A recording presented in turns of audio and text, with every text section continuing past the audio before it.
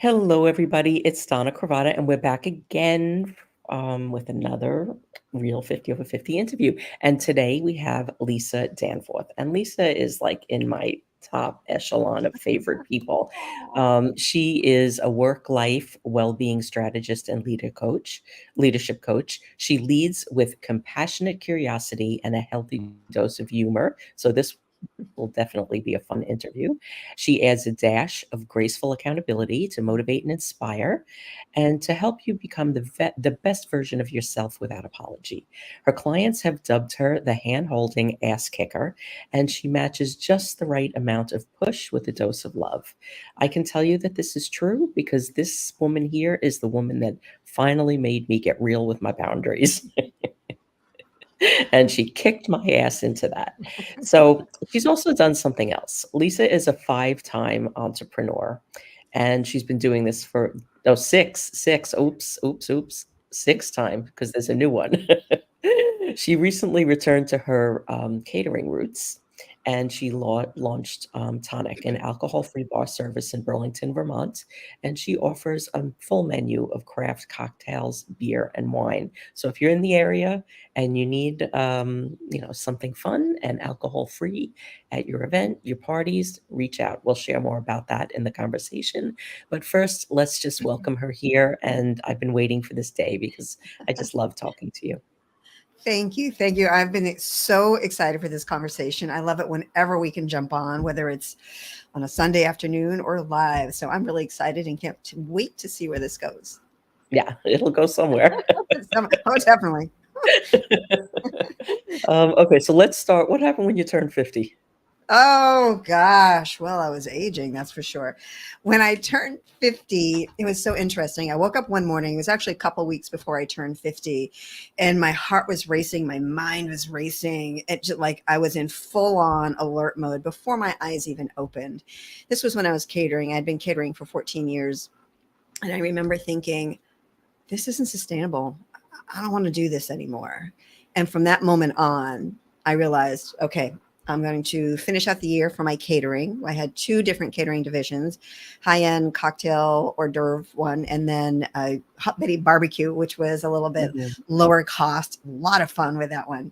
I just brought it throughout the end of the year, of course, because, you get the tax write-off when you go through the end of the year, and then just jumped full-time into my coaching, which I had been trying to do for probably about a year and a half, doing both the coaching and the catering simultaneously, and it just didn't work. And I have not looked back. I've just been so excited and invigorated by all the new stuff coming.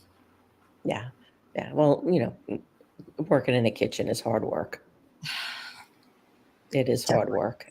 And trying to do that while you're trying to get another business off the ground is hard too. So And two teenage boys. Well, yeah, with two teenage boys. But I want to talk about, because you have had six businesses over a span of time, like how have these different experiences brought you to where you are today? Like the different bits and pieces of all of these different ventures that you've had. That is an excellent question, because it's probably only in the last few years I've really seen how it's all sort of pulled together. And it's just my first business I had a professional housekeeping company when I was in college, so that I could work around my own schedule and make good money. Then I started a company called Bottom Buddies, which was a children's wear company making diaper covers, and then a full clothing line. Then catering, and two different catering companies, coaching, and now Tonique, which is the non-alcoholic bar. And it's really, I know how to order with the Bottom Buddies, all of the different moving parts of manufacturing, clothing, shipping, all of that stuff gave me such knowledge. The catering, by all means, was events. It really taught me how to prioritize, how to time manage, all of that, how to converse with your clientele, how to put yourself out there. Coaching, same thing. It really allowed me to lean into really my purpose and create the impact. And Tonique just sort of fits in there. It's just sort of like we use its way in of creating wellness, well-being, focusing on our mental health, our physical health, and really building community. Yeah. So now I know when you went into this, you probably had, a specific idea of what it was going to be.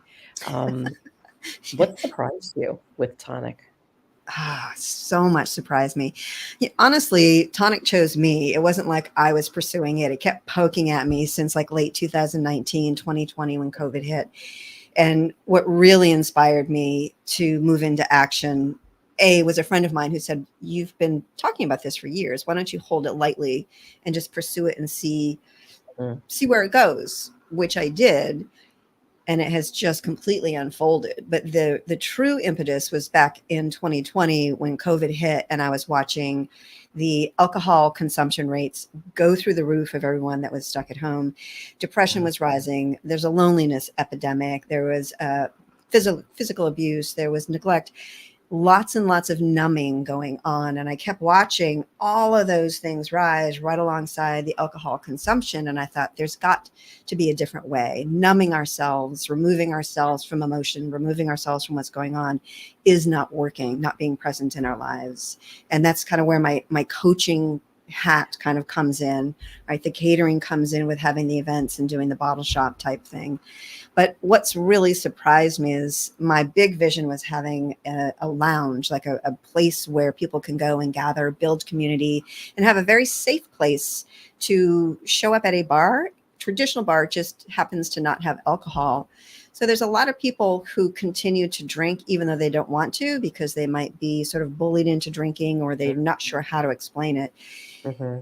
That, creating that community. But where I've found my business is going, and is more of the mobile bar service, because I feel like we can get out there working in corporations, universities, colleges, and making a bigger impact. So where I Yeah. thought where I wanted to go immediately was opening this lounge, which I still do. That's been kind of put on the back burner because I see more impact, bigger ripple in the pond, so shall Yeah. we say, when we can get out and get into these corporations and get into the community and have people experience the non-alcoholic spirits. Yeah. And that's the cultural shift. Mhm. It is right, and alcohol drinking is such a piece of our culture.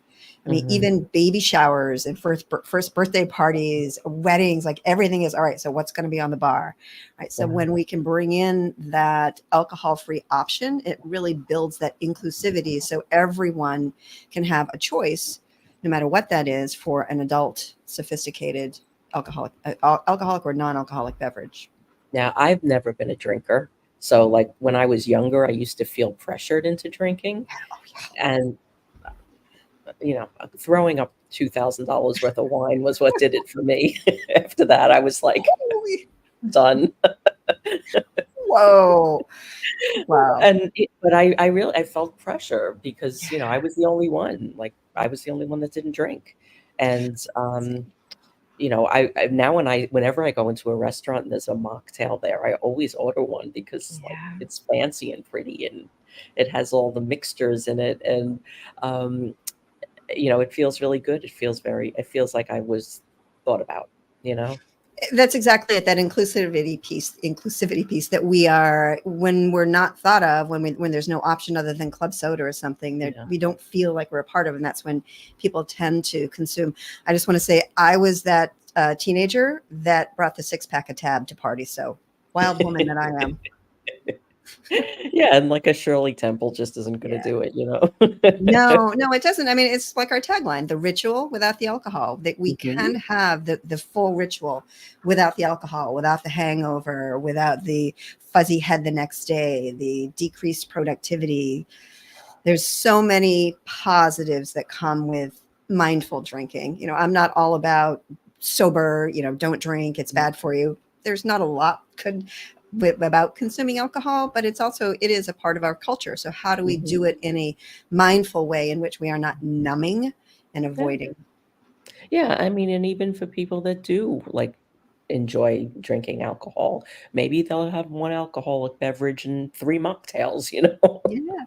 Hey, I just want to give a shout out, Laura Silverman. Yeah, she's here. I Love was just this gonna pop woman it. tuning in to say hi. Oh, thank you for your support. This woman is the nexus of NA, of non-alcoholic. You want to learn anything about the non-alcoholic industry, spirits, what to do, all of that, check out Laura Silverman. She has brilliant woman. She has the map where you can find all over the US, all over the world, really, where there's non-alcoholic options. She's got a podcast. Check her out.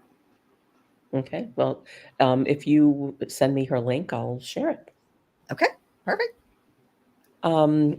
Thank you, Laura, and I hope you're feeling better. And thanks for being here.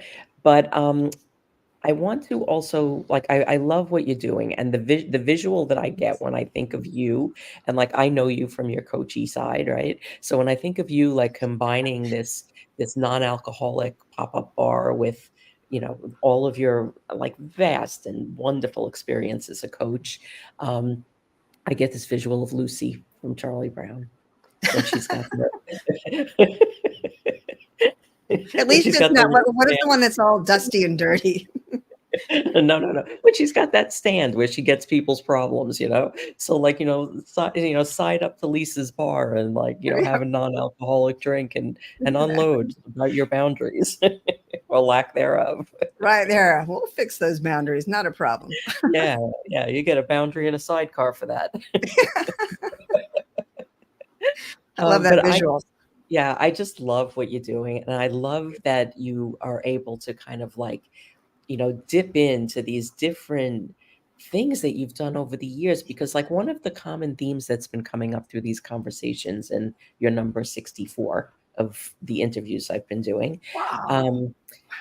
is that I think when women come up to this age category, they have a little bit space to think about what they really want, and they Mm, start to think. And instead of it being a positive thing, they go right into the negative, and they start thinking, "Well, I wasted my time with this, and I wasted my time with that, and why am I starting over? And when will I ever stop? And when will I settle?" And going into that whole thing, yeah. but that's just like that noise in the back of your head.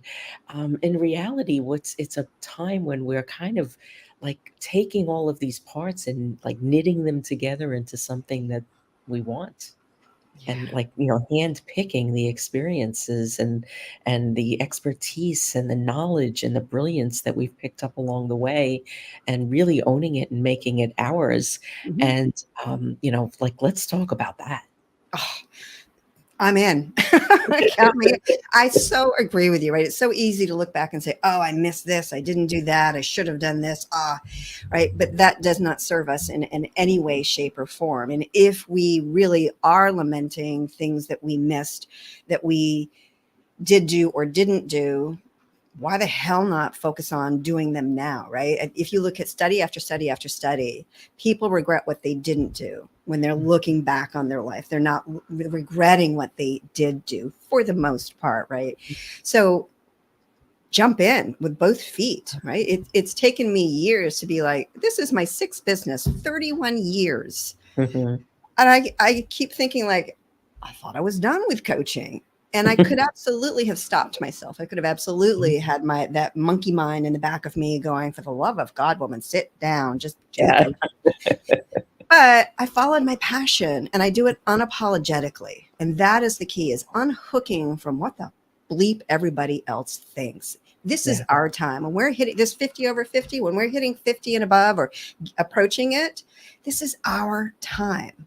We've given to everyone else. We've quieted our voice. We've served everyone else. We put our needs on the back burner. It is time to step in, to step forward and go with what your purpose is, what your passion is. Mhm. Now, you're probably sitting there saying, I don't even know what my purpose is anymore. I don't know what I'm supposed to be doing. You won't figure it out until you pause and create space to explore it, because it has been so many years since we have disconnected from what lights us up, from what inspires us and draws us forward. We've disconnected because we've been told, being an artist can't really make any money. You need to do this. It's society. We are conforming and contorting ourselves into what society says we as women, especially older women, right? We're, you know, what we're supposed to be doing. Pardon me, but fuck that. We're no Yeah. longer we're no longer required, right? We can step forward in a way that inspires us, that inspires other people, not just women, but other people to step forward. So sorry, you just lit a fire under my butt on that. No, you go, girl. I feel the same way. I feel the same way. I interviewed somebody yesterday who wrote her first book at 72 and her second at 75. Yeah, I love that. I love that. And honestly, in this group now, we've got about 115 people, and most are in their 60s and 70s. The bulk are in the 60s and 70s. And the other thing that I've been noticing through this, and I'm sure you're going to have a little reaction to this too, is that like you get into your 50s and it's almost like you're a teenager again.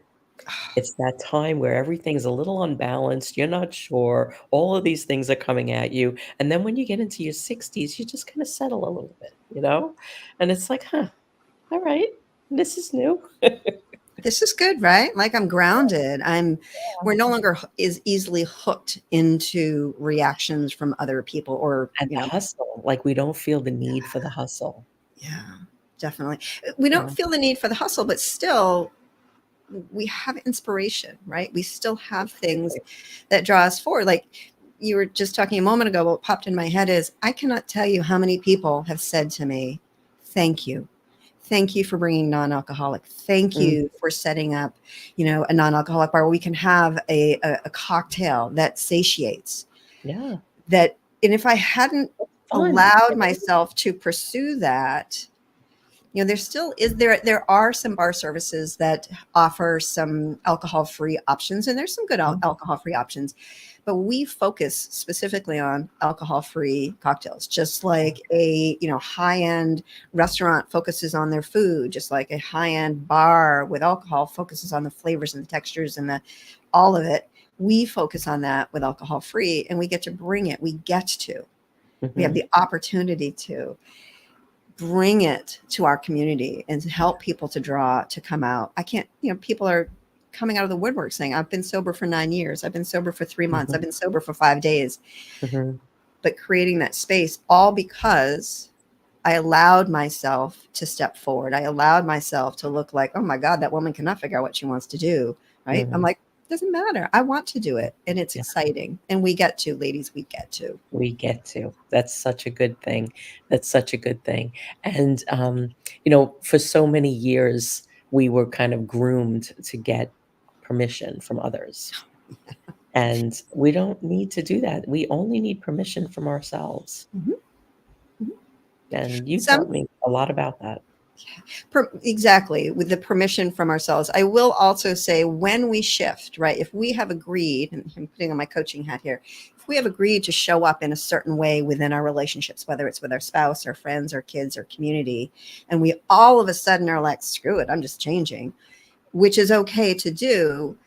But if we've agreed to dance that dance within our relationships, it is our responsibility to say, hey, you know, I know that I've always done this, I've always been this way, but I'm really finding that it's not working for me any longer. And I'm deciding to change things up. So I just wanted to let you know we can have a conversation about it, right? So you're inviting people into the conversation, but you're also establishing that boundary of Yeah. things are changing, Rules changed. Yeah. right? And It's that not actually allows more you to ground more into your brilliance, into who you are, and get unhook from what other people think, say, care, do, right? And the more you do that, the more they're just gonna fade away with their comments and whatnot because yeah. they And, some people will fade away altogether. well, It happens.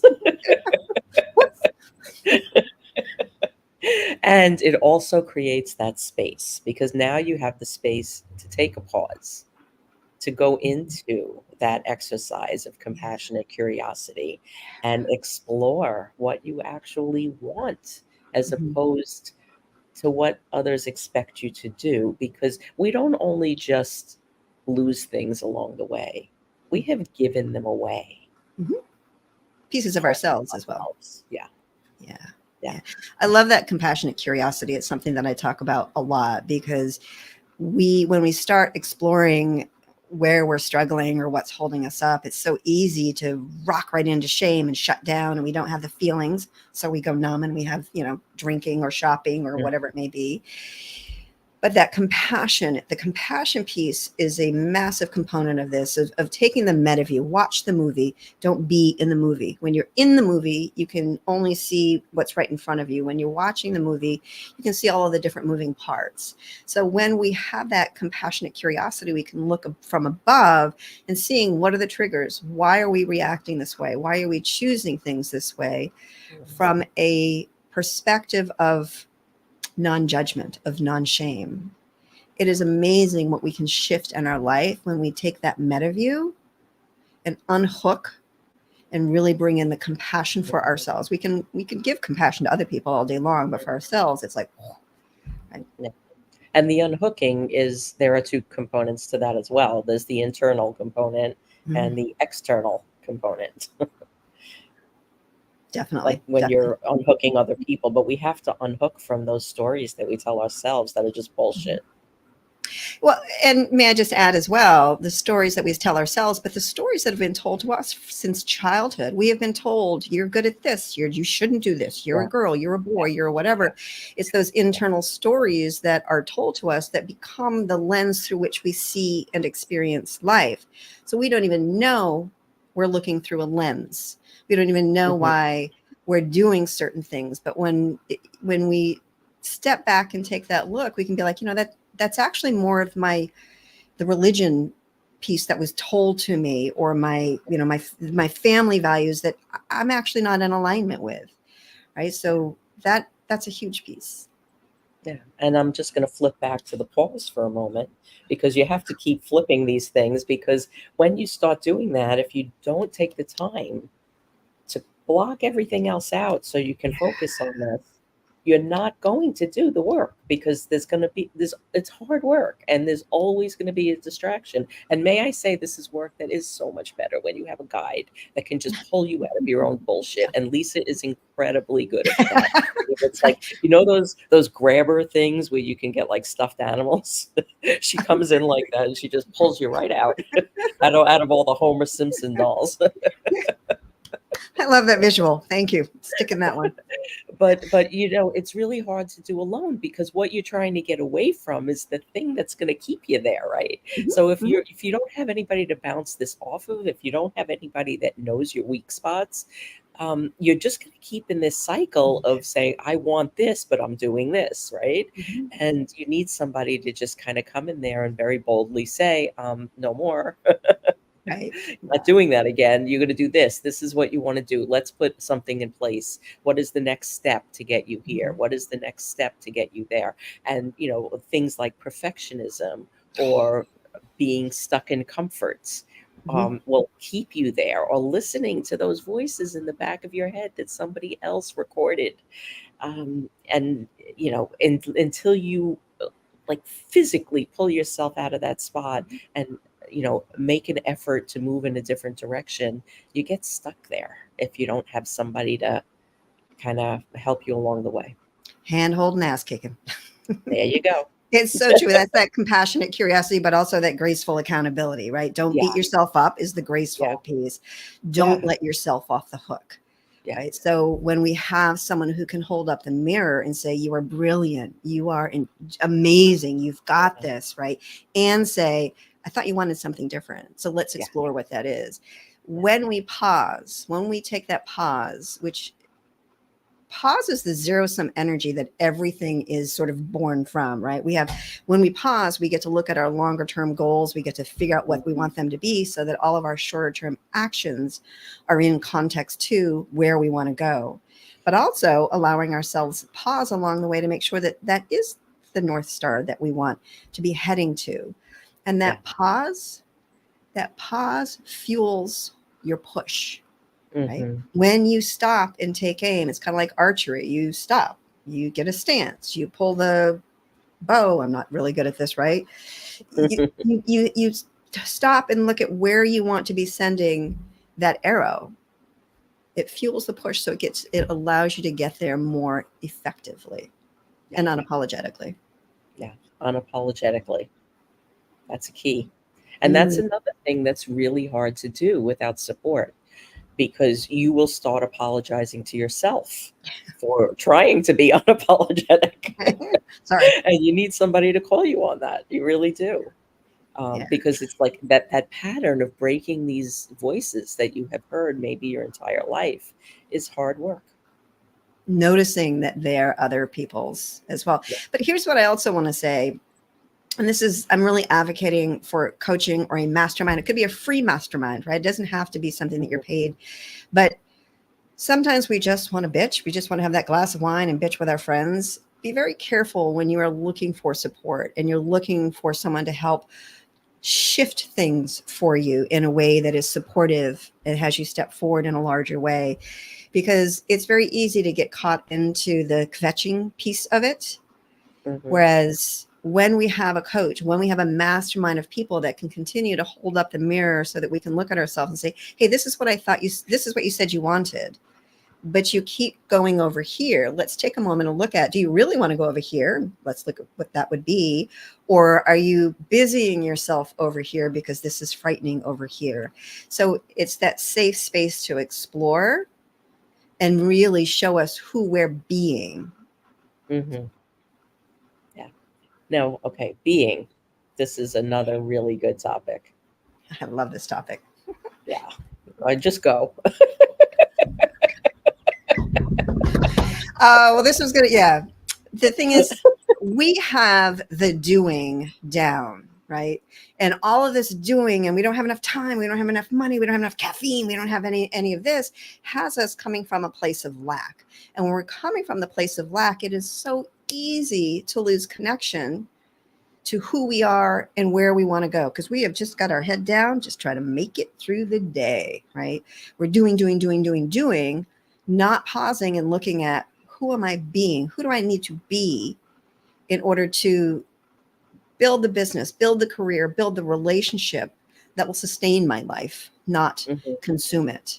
So I recommend, again, pause. You'll hear me say pause. That's one of my favorite words. Dream about that. When we pause, we can look at, who do I need to be in order to achieve this? Mm-hmm. What do I need to let go of in order to move forward of where I want to go, to unhook from what's dragging me back? We've got the doing down, ladies. It's who we are being that actually creates more of what we want and helps us disconnect, unhook from what's dragging us down and dragging us back. I could go on for hours, but I think we only have 30 minutes, right? Yeah, we've got like 3 minutes left. Okay. Okay, since we're coming up at the end here already, I want to put up Lisa's websites so you know where you can find her.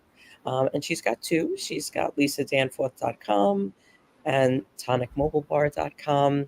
So, go to both and check them out.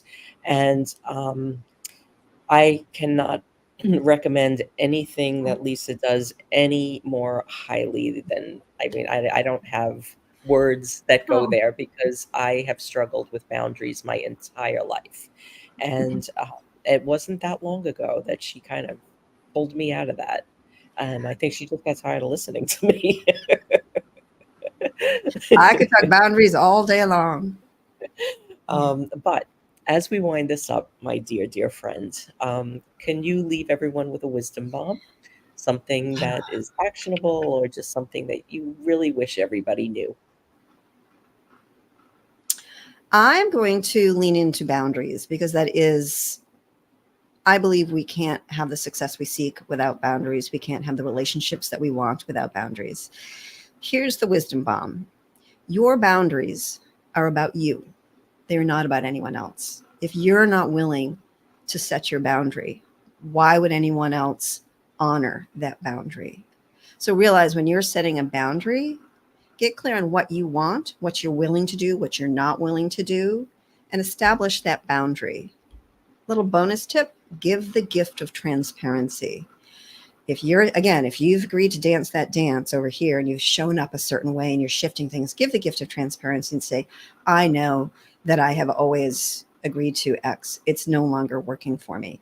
So here's what I am willing to do and what I'm not willing to do. If you're not willing to honor that boundary, most people will not. If you want to improve your relationships, improve your boundaries. You will decrease almost all resentment from any relationship that you have when you have clear, direct, respectful boundaries. You share them and you hold them. And just to add to that from my own personal experience is the people that want to keep you in an unboundaried place will go away. They'll just go away on their own. You don't really have to do much. And you'll attract people that will respect those boundaries. Your people will change. And it's a good thing. Right. But it's hard to say, but it is our responsibility. If we have people mistreating us, and there's always, extenuating circumstances, let's admit. But if we have people mistreating us and they are sticking around, it's likely because we're allowing them to stick around at some level, right? Mm-hmm. Yeah. People will do what you allow them to do. Yeah. Oh, this has been fun. Can't we go an hour? We can go like 4 hours probably. But anyway, we can't. So we will be back every Wednesday at noon with another incredible woman. And please be sure to connect with Lisa on her websites. And she's also on the Real 50 Over 50 website as well. And we will be back next week with interview number 65. I love it. Thank you, Lisa. Thank you. Thank Bye, you very everybody. much. Have a good rest of your Wednesday.